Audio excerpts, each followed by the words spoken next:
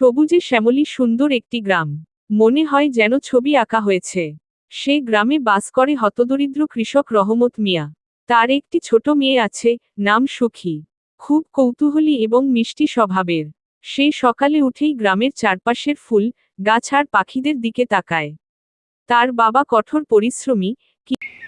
একদিন তার বাবা রহমত আলী সুখীর জন্য বাজার থেকে সাদা কালো একটি গরু কিনে আনলো।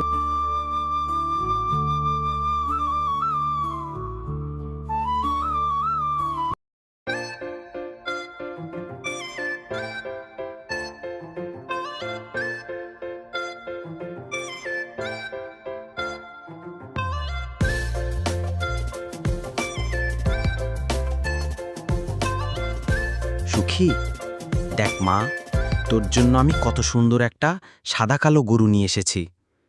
তোর অনেক দিনের শখ গরু পালবি, তাই তোর জন্য আমি গরু নিয়ে এসেছি। গরুটা কত সুন্দর। কি মজা, কি মজা! বাবা আমাদের জন্য সাদা কালো গরুটা এনেছে।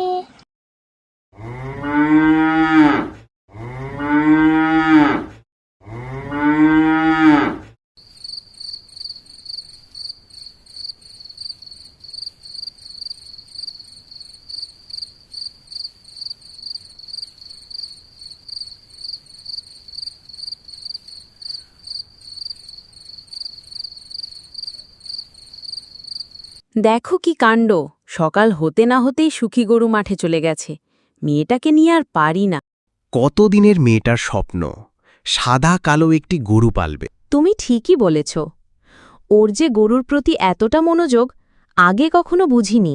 অবলা প্রাণীকে ও খুব ভালোবাসে।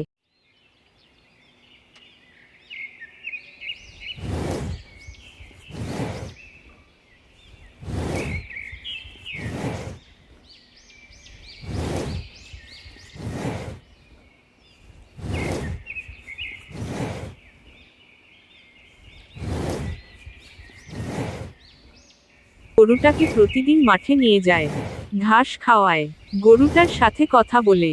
খুব অল্প সময়ে গরুটা যেন সুখের বন্ধু হয়ে ওঠে। গরুটা যদি কারো জমিতে গিয়ে মুখ দেয়, তাহলে সুখী গরুটাকে শাসন করে, এবং গরুটা তা বুঝতে পারে। ভালো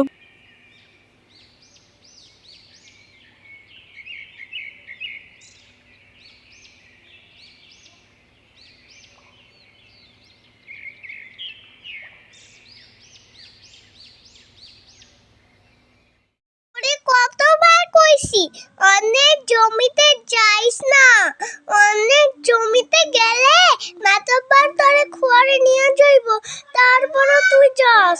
আর কখনো যাবি না, ঠিক আছে? তোরে নিয়ে গেলে আমি বাসমুখী নিয়ে।